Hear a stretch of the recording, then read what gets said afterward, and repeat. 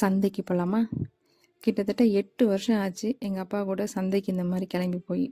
School படிக்கிறப்பெல்லாம் எப்படா Sunday வரும், பையை தூக்கிட்டு கிளம்பிடுவோம் நானும் எங்கள் அப்பாவும் காலையில் 7 மணிக்கெல்லாம்.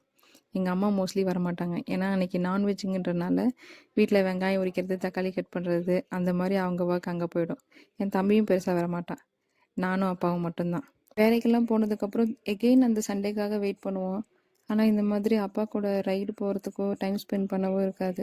எப்படா ஊருக்கு வருவோம் அப்படி தான் இருந்துச்சு.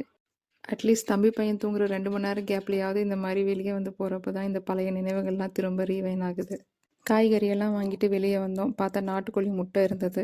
பார்க்க கொஞ்சம் வித்தியாசமாக தான் இருந்தது. கேட்டதுக்கு அந்த அண்ணன் சத்தியம் பண்ணி சொன்னார், இது நாட்டுக்கோழி முட்டை தான் அப்படின்னு சொல்லிட்டு. சரி, அதையும் வாங்கியாச்சு. ஆனால் ஒன்று, லைஃப்பில் ஹாப்பினஸ் அப்படிங்கிறது ஒரு மிகப்பெரிய விஷயமாக தான் இருக்கணுன்ற எந்த அவசியமும் கிடையாது. Sometimes it's just going back to where your heart feel safe அப்படிங்கிறது நல்லா புரியுது.